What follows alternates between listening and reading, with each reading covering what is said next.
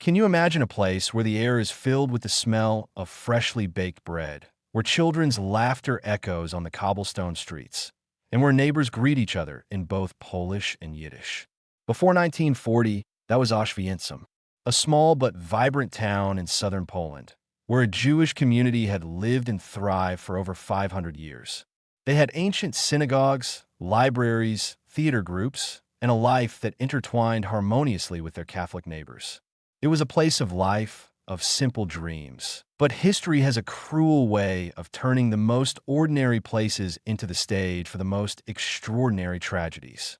In 1939, when the Nazis invaded Poland, their shadow began to fall over Auschwitz. At first, it was just harsh laws, public humiliations, and confiscations of property. The people held out hope, believing that the storm would pass. They could not have imagined that their town had been chosen, not because of anything they had done, but because of its geography. An SS officer, surveying the area, wrote in his report these chilling words: convenient railway junction, abundant water supply, existence of old military barracks, isolated area, easy to control. In those bureaucratic words, Auschwitz's fate was sealed. It was no longer a place to live. It was about to become a place to die. Rudolf Haas, an ambitious SS officer, was sent to oversee the project. He looked at the fields, the old barracks, and saw no legacy of the past. He saw a blank canvas for a project of the future, a project called Auschwitz. The Jewish people of Auschwitz were expelled from their homes, herded into ghettos, or sent elsewhere. They left, carrying house keys that they believed would one day be used again. Little did they know that those locks would soon be replaced by barbed wire and guard towers. Their town was being wiped out, and from its ashes, something else was rising. A machine. In the spring of 1940, the first Polish political prisoners arrived. They were forced to work to expand the camp, to build prisons for themselves and for the millions who would follow. They were the first witnesses to the transformation. They saw fields transformed into prison camps, ordinary buildings transformed into torture chambers. A new order was being established, an order of screams, of fear, and of deadly efficiency. The outside world, engulfed in the flames of war, barely knew. To them, Auschwitz was just a name on a map, another of the many Nazi camps. They couldn't know that this wasn't a prison. It was a laboratory to test the limits of cruelty and to answer a terrifying question: how much effort does it take to completely destroy a human being? The answer to that question was beginning to be written in blood and tears right here. And its first chapter began with a lie written in iron. Arbeit macht free. Labor sets men free. Those three words were wrought in iron, hanging over the main gate of Auschwitz. It was the first thing hundreds of thousands of prisoners saw when they entered, and often the last thing they saw as they were led away to hard labor each morning. But it was not a promise. It was a weapon, an act of psychological torture designed to taunt their last hope. Because at Auschwitz, labor did not liberate. It was a slow-moving death sentence. The destruction of a person does not begin with physical violence. It begins with the stripping of their identity. The moment you step through that gate, you're no longer yourself. Your name, your family legacy, is erased. Instead, you're given a number. This number is tattooed on your left forearm by another prisoner with a crude needle and ink. From that moment on, you are a number. You are halfling prisoner number 7728, 15310, or A2457. Your clothes, the last shreds of fabric that connected you to your old life, were taken away. In their place was a ragged, often ill-fitting, and dirty striped uniform. Your hair was shaved. Everything that made you a unique individual was systematically erased.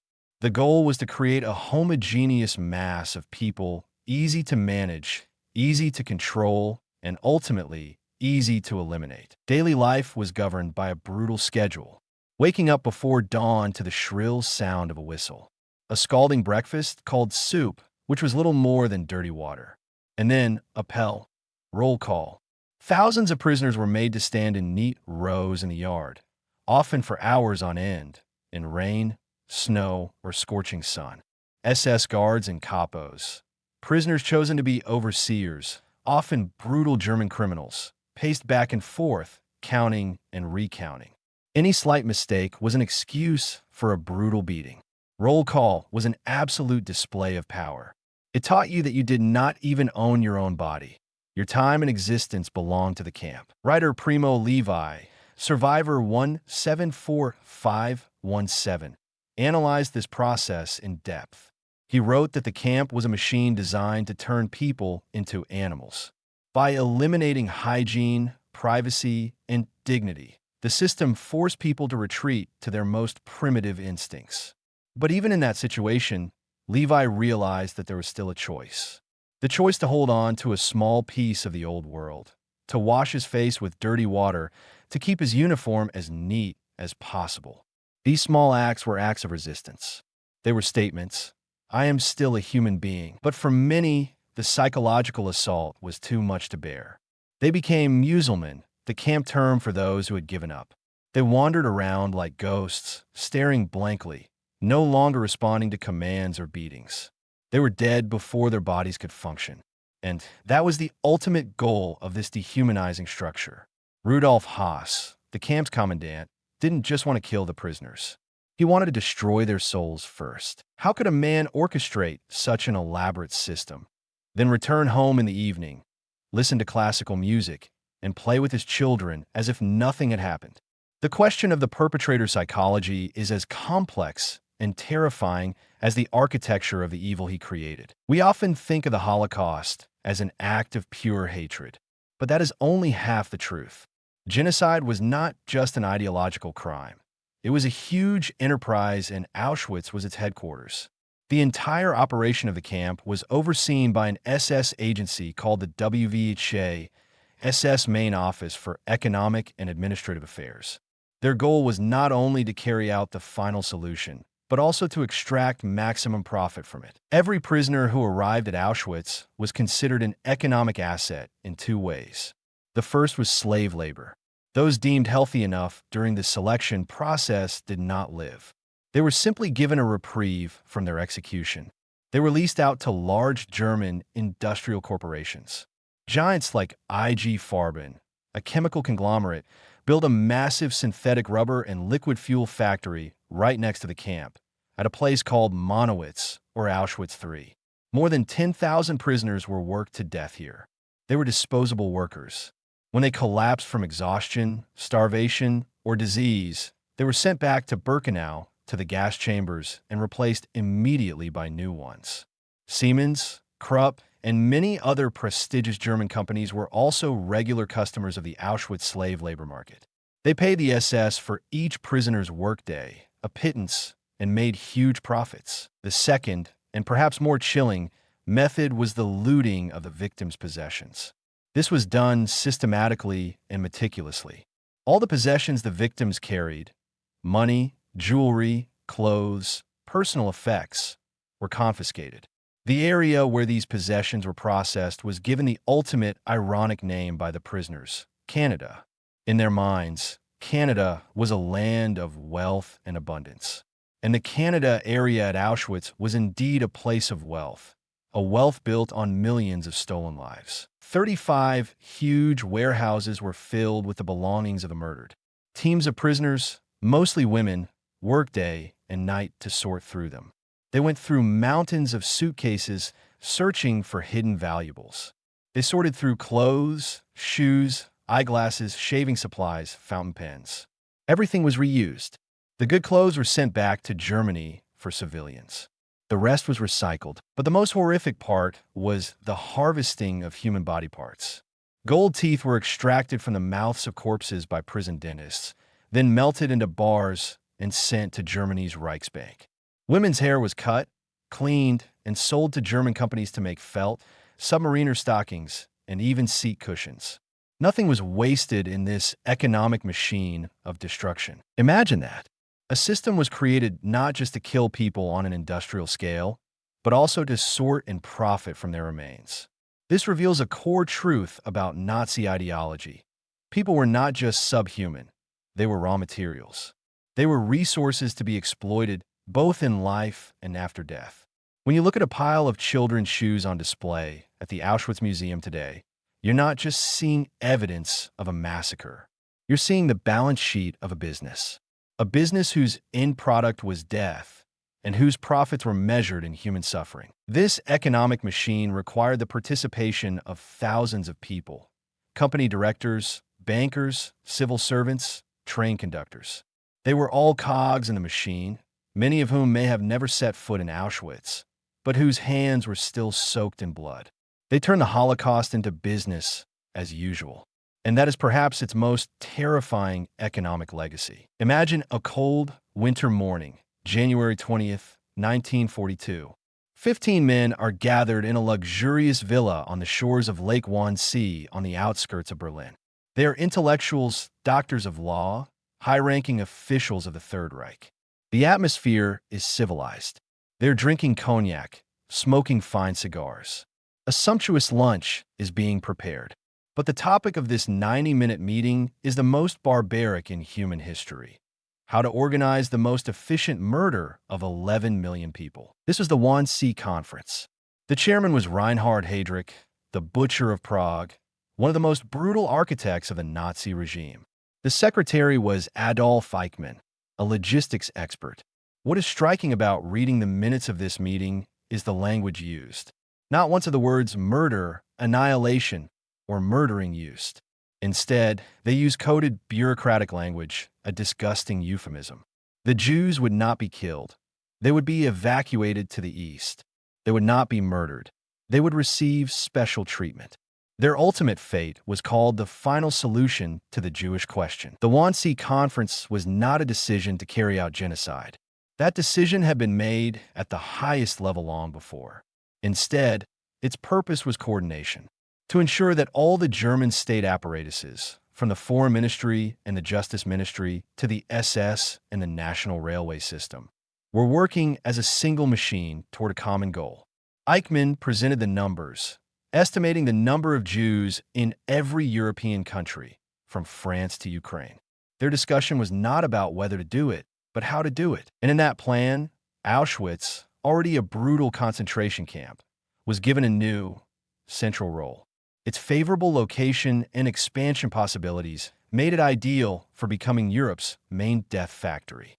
Immediately after the conference, plans for the expansion of Birkenau, or Auschwitz II, were put into motion. Construction companies were mobilized.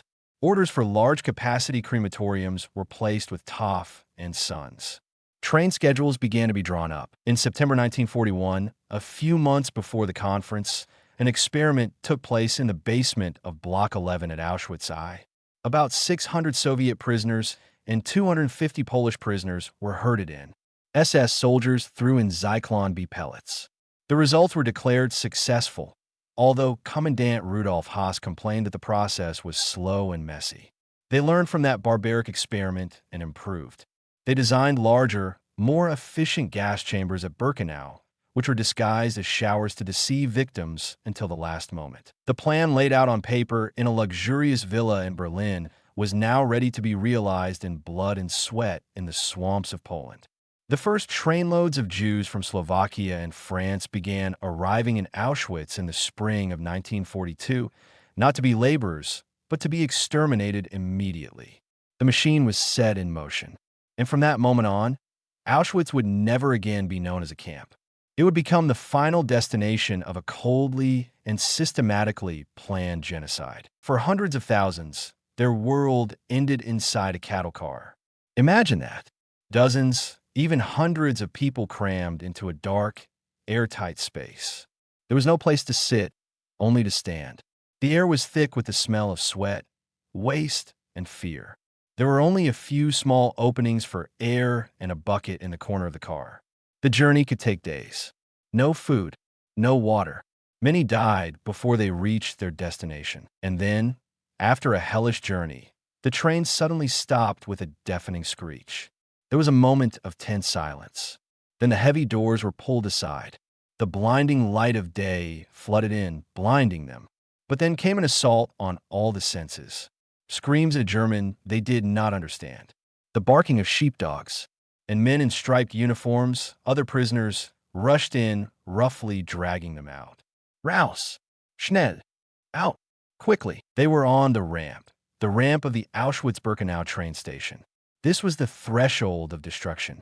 Families tried to hold on, but they were quickly separated by blows from truncheons and rifle butts. Men went to one side, women and children to another. The chaos was part of the plan. It prevented any attempt at resistance. Then the selection process began. It happened at a terrifying pace. The SS doctors, who held absolute power over life and death, stood there, impassive as gods. They only had a glance at a person for a few seconds. A wave to the left meant hard labor, a slim chance of survival. A wave to the right meant instant death. Age, health, appearance, all were judged in a split second. Children were almost always waved to the right. So were the elderly, the sick, pregnant women. About 75% of the people on each train would go right. Those chosen for death were led away by another group of prisoners. They were still being lied to. You will be showered and disinfected. Leave your luggage here. You'll get it back later. They walked a short distance to large, flat buildings with towering chimneys. These were crematoriums 2, 3, 4, and V. They were led down to a large underground undressing room, told to strip and hang their clothes on numbered hooks. Then they were herded, naked and shivering, into an adjacent concrete room. The steel door slammed shut behind them. In the darkness and in utter terror, they looked up and saw fake showers on the ceiling. But instead of water, they were showered with Zyklon B pellets. The gas spread quickly. For 20 minutes, everything was quiet. Then the powerful ventilation system was turned on. The Sonderkommando, wearing gas masks, entered to begin their gruesome work. Bodies were pulled out, gold teeth pulled out, hair cut off. Then the bodies were taken by freight elevators to the upper floors, where the Giant Topf and Sons crematoriums burned day and night. Each crematorium could burn thousands of bodies a day. The ashes were dumped into nearby rivers.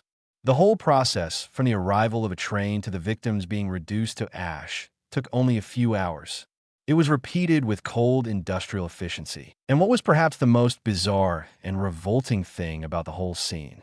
Often, during the selection and march to the gas chambers, not far away, the Auschwitz camp orchestra played.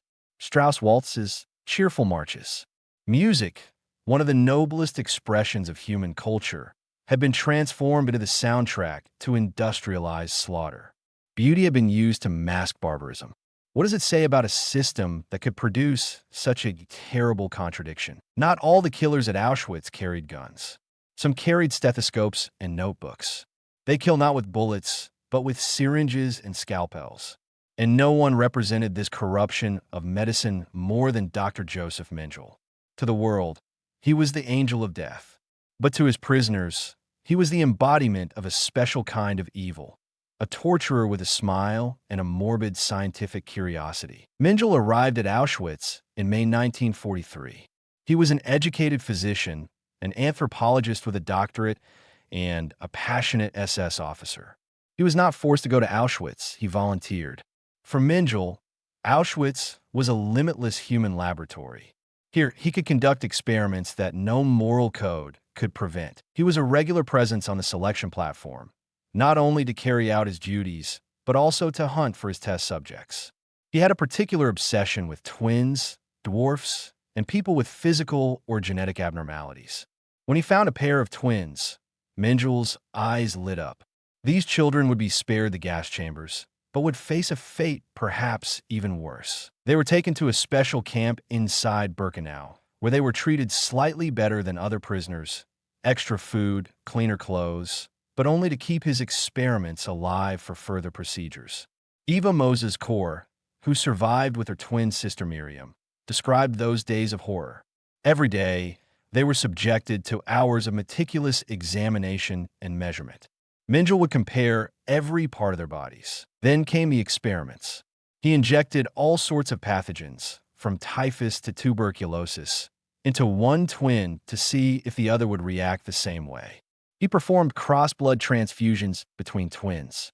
He put chemicals in the children's eyes to try to change their eye color to Aryan blue. Many children died as a result of these experiments. When one twin died, Mengele would order the other to be killed immediately with a phenol injection into the heart, so he could dissect and compare their internal organs. To Mengele, these children were not people. They were data. Their suffering meant nothing to him. Witnesses described him as being able to commit the most brutal acts during the day, then sit in the evening listening to Wagner and writing notes about his research. His cruelty was not the hot-blooded cruelty of a drunken guard. It was the cold, calculated cruelty of a scientist who had lost his soul. Mengele's experiments, as well as those of other SS doctors at Block 10, had no real scientific value. They were the ultimate expression of Nazi ideology, a worldview where some people were defined as supermen, Übermenschen, and others as subhumans, Untermenschen, nothing more than biological matter. Science, a tool meant to enlighten and heal, was turned into a tool to justify torture and genocide. And the scariest part? After the war, the Angel of Death disappeared. With the help of an underground network, he escaped from Europe. He lived under various aliases in Argentina, Paraguay, and Brazil for more than 30 years. He never faced justice for his crimes. How could a man inflict unimaginable suffering on thousands of people and then live the rest of his life in freedom? That question haunts us, a reminder that sometimes evil goes unpunished. It simply fades into the shadows. In a place designed for death, what does it mean to live another day? To survive in Auschwitz, you needed more than luck. You needed a special currency. And here, the currency was not money. A piece of bread was worth more than a diamond. A cigarette, which could be used to bribe a guard or barter for a ration of soup, could mean the difference between life and death. Welcome to the dark and brutal economy of the concentration camp. A complex social system had formed inside the barbed wire. At the bottom were the Muselmans, who had lost all willpower and were just waiting to die. Above them were the ordinary prisoners, who fought every day for a scrap of food, a warmer place to sleep.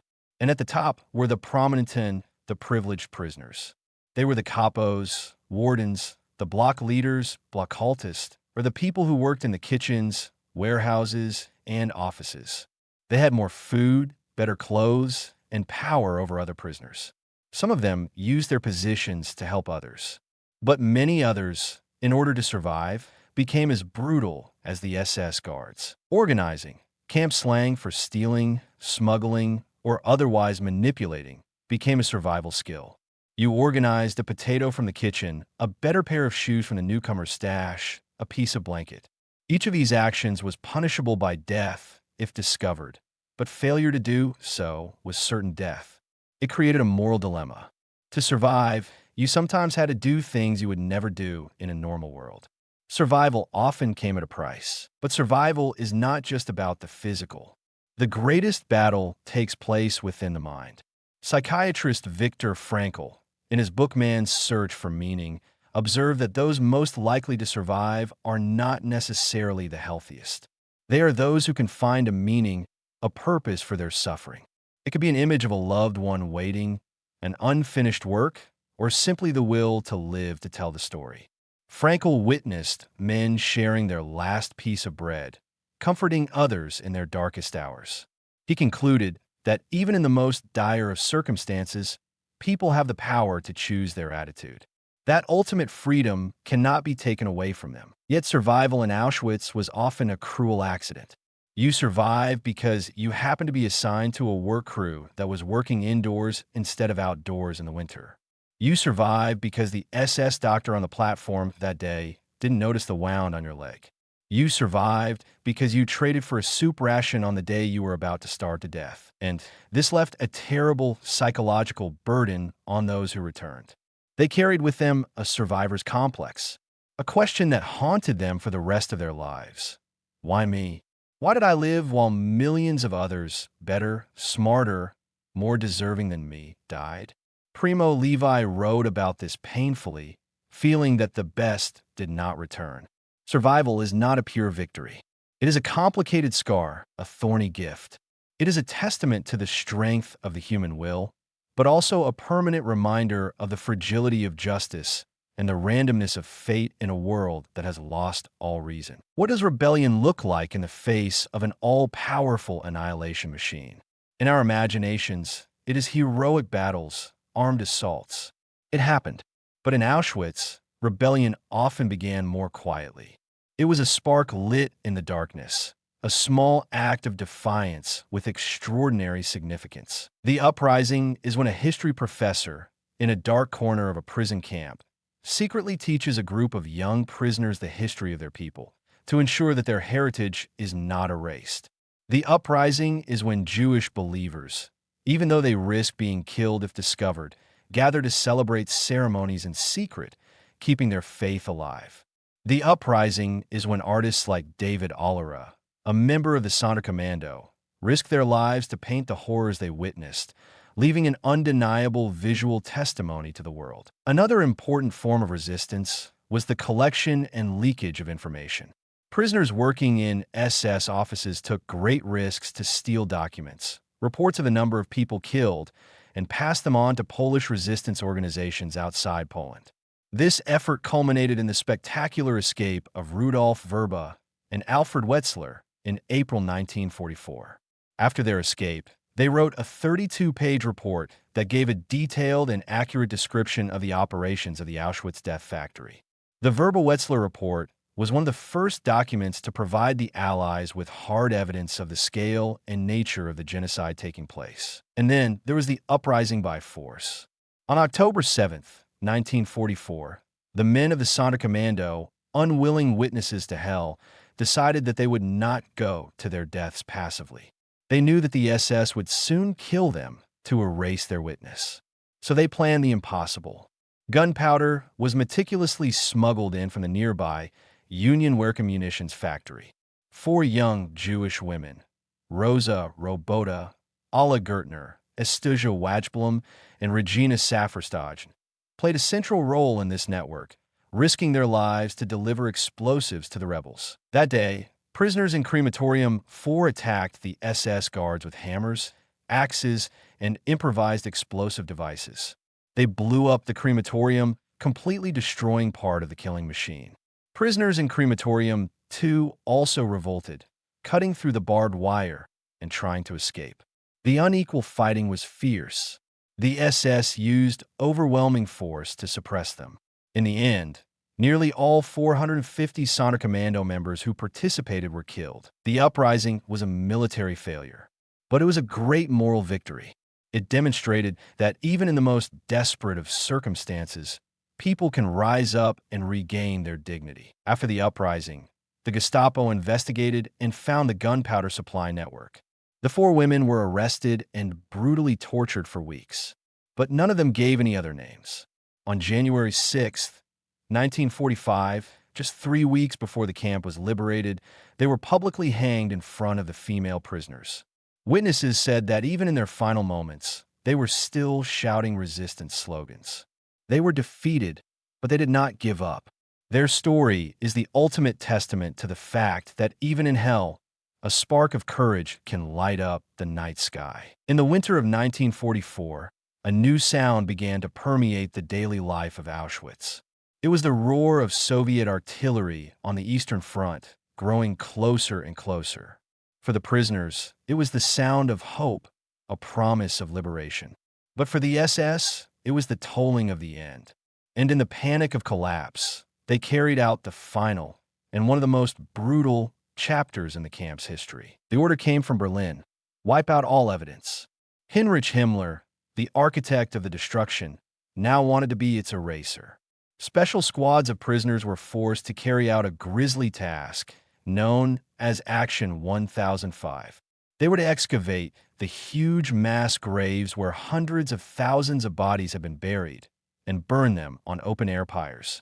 The aim was to erase the traces of the crime from the ground.